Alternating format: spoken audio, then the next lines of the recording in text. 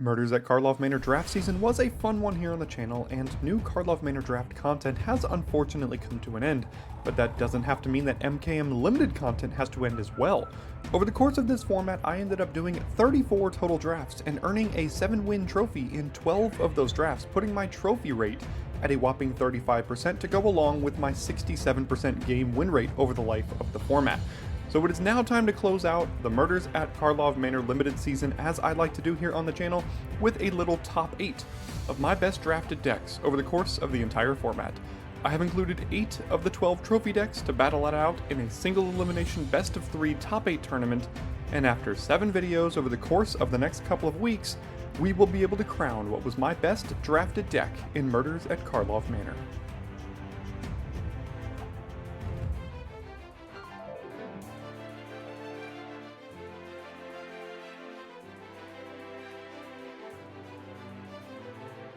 Now, to help me with this tournament, I've enlisted the assistance of longtime friend, viewer, and patron of the channel, George, who will be playing on my alternate account to act as my opponent for each of these 7 matches.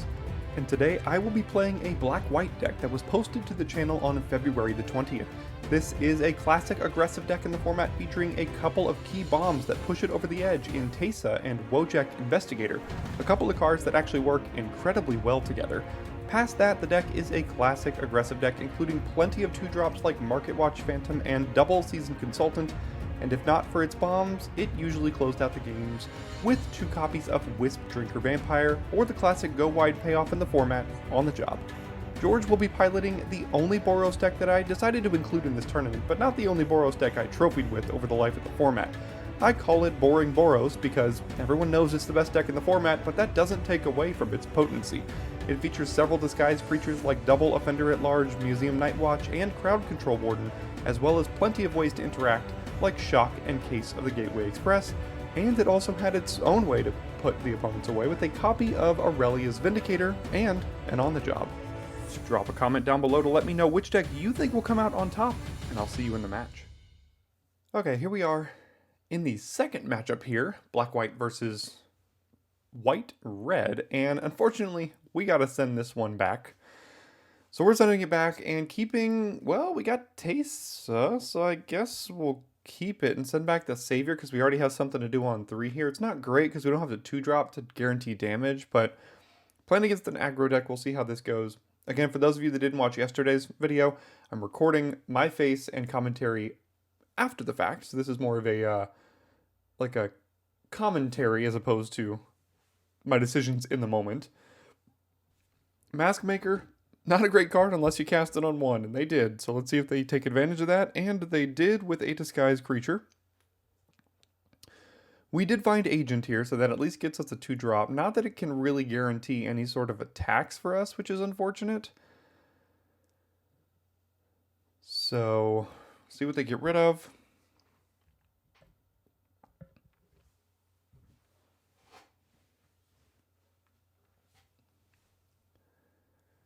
And it was an Inside Source. Pretty good card to be getting rid of there. They probably have a busted hand if that's the case. Alright, they'll get in with both. Makes sense. No blocks. Do they have another disguised creature? They do, and strategically keeping a mountain untapped for probably Shock. Okay, so a lot of options here. I don't think I want to play the Relic Warder. I don't have any value of that right now. I can't attack with Agent, really. And then play Teysa. I could disguise a Dogwalker, I guess. But the Teysa technically does block their board right now. So that is what I opt for here.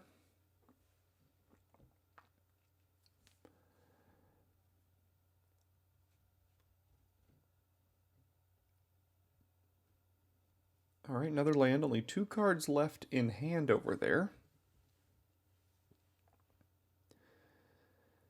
And getting in with everything. Yeah, I suspected they had Shock last turn because they left that single mana open, so I can't really afford to block here. So, once again, the Boros deck beaten down, doing what it does best. So, yeah, there's the Shock. And the Case of the Crimson Pulse, which is just divination for now with upside later. And we're missing land drop, so this game one could be a short one here. Now, I'm looking at Relic Warder, and I noticed that it does say once the Relic Warder dies, they get it back. So I could get rid of their case so they don't solve it or something, but the thing is, at some point, I'm going to have to block with that 2/2, and when it re-enters the battlefield under their control, they get to discard a card and draw 2 again. So I could just play it as a 2-mana 2/2, but that also doesn't seem great, so I hold back Taste at a block and hold up Long Goodbye here.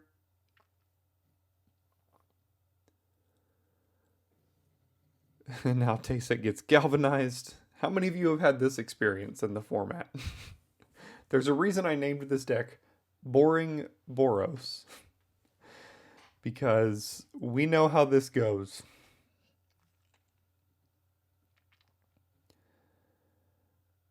Alright, gonna go ahead and Long Goodbye one of these morphs here and try to take a little bit less damage. It was an offender at large.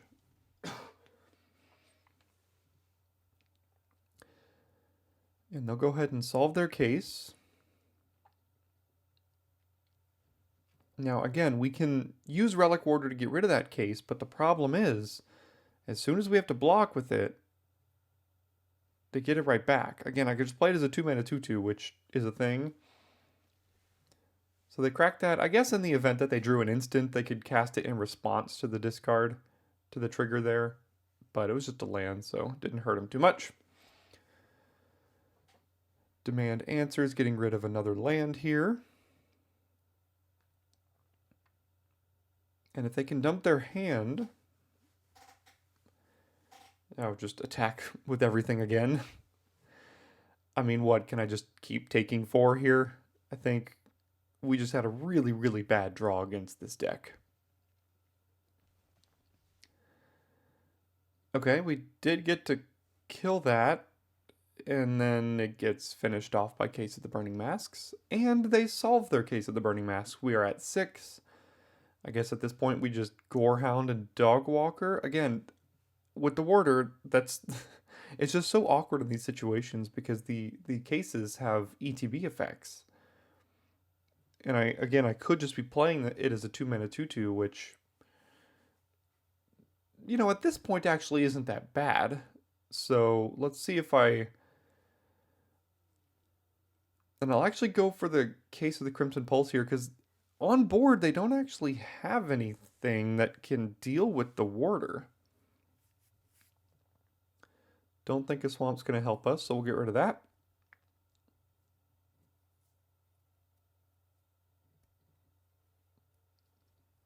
Reckless Detective, and another Galvanize, which lets them enter the battlefield and draw 2 cards for free, which is the reason I didn't really want to do that. So here we are.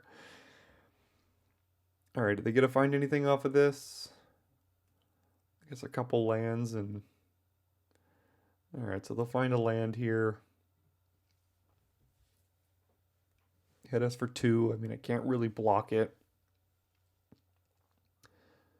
I guess that at least lets us flip up a Dogwalker here, so we'll play Dogwalker, Surveil, land into the yard. And I'm not going to equip the Haunch because I'd rather just get 2 1/1s and see if I can survive that way. Now, I do know, because I played all of these decks on this channel, that their red-white deck does run a copy of On the Job.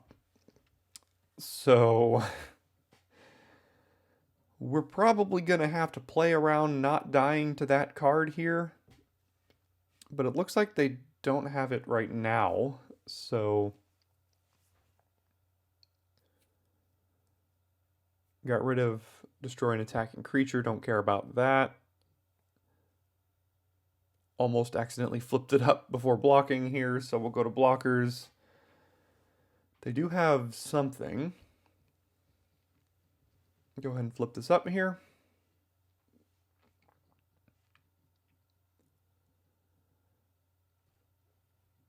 Get a couple surveils. Soul Search probably is not going to do anything right now.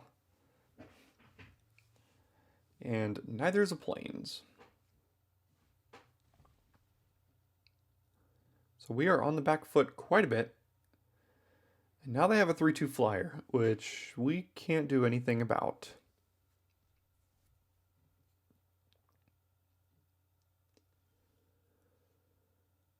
Okay. I mean, I guess that's among the better top decks we could have drawn, I suppose.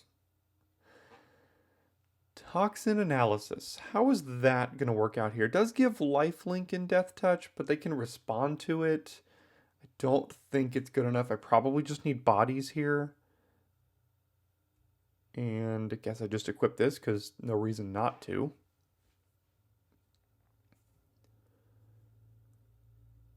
Throw it on the dog here.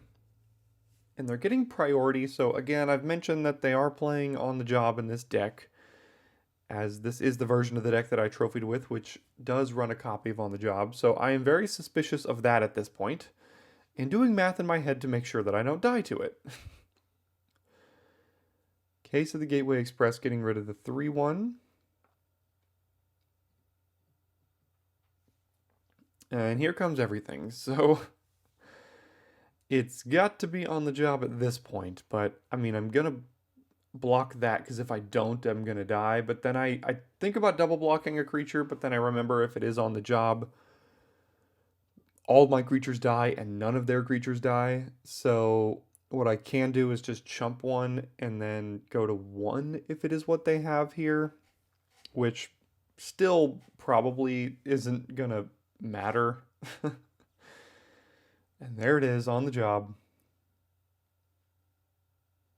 So we'll go to 1, and I don't think there's anything we can draw here that'll save us from this. And land won't do it. So we will go to game 2 against this red-white deck. And again, for those of you unfamiliar with the format of this tournament, I'm playing all of these games out best of 3, just to eliminate feel bads of Mana Screw, Flood, all sorts of things like that. And speaking of Mana Screw and Flood, how's a 7-land hand sound? Well, we're sending that one back. We'll keep 6 here, and hand's pretty slow, so probably going to get run over by red-white once again.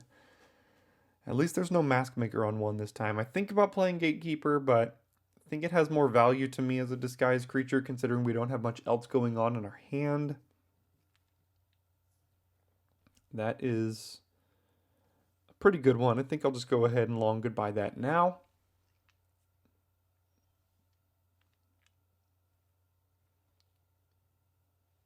And just play the 2-2.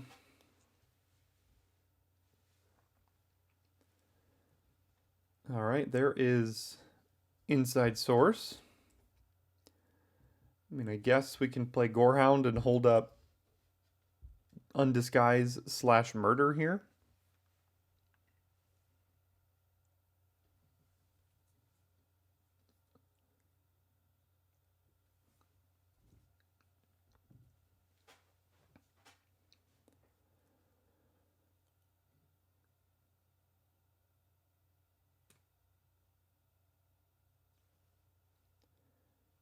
Galvanize our elephant. Okay, let's resolve. I'm sure they'll pay for it. And now I'm thinking of flipping it up, and I read it, and we can exile our own creature to return it to the battlefield, but that doesn't do anything. We can exile their 2-2 and give them a 2-2, or exile their 1-1 and give them a 2-2, so it doesn't really make any sense to do any of that. So, I mean, at this point, I just choose to trade it off. I probably shouldn't have, though, in case I draw a creature, I can get some disguise here. Like, I probably could have gotten a disguise off of the Savior, but I'm just trying to prevent a little bit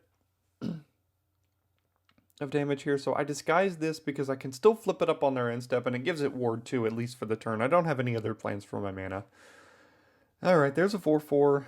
Makes that a 3-3.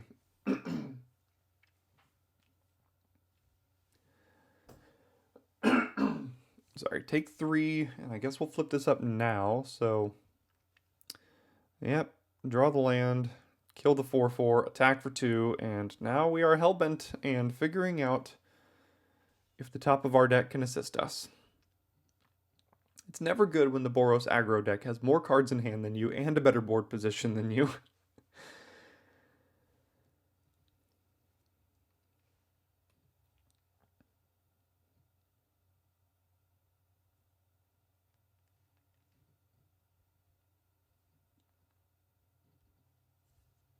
Alright, and Disguise, hit us for 3, go to 14.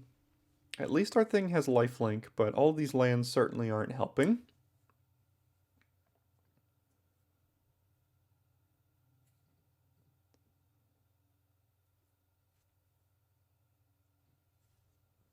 Disguise and Disguise again.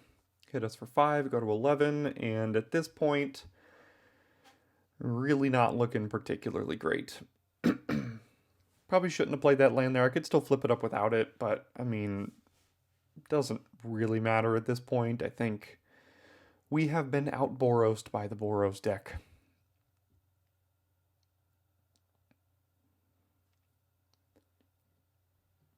Case of the Gateway Express, because why not?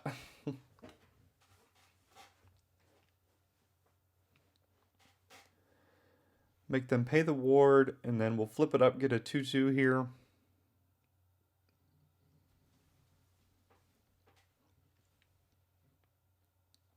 And I'm sure they just swing all and we take 7.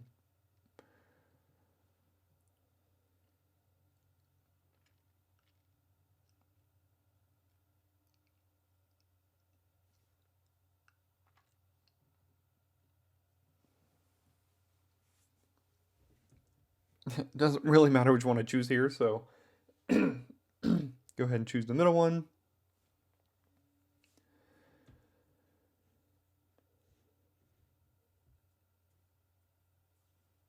Looks like they had shocked. They could have shocked the 2/2, but they shocked the 2/1 because it's got lifelink and it would have kept hitting them. So go ahead and play Seasoned Consultant here and do some math, and we are officially dead on board. So we concede here and lose to the Boros deck. I'm sure that's happened a lot. So you can go ahead and see the updated top 8 tournament bracket on your screen now. Boros, Boring Boros, going to go ahead and take on 5-color good stuff next week. And we're going to have a break tomorrow, but coming back on Thursday, you will see Naya Disguise versus Simic Double Vanifar. Should be a good matchup. Hope you guys are enjoying the tournament. Like and subscribe if you are. And I will see you on Thursday for the continuation of your daily draft. Top 8 Best Deck MKM Tournament.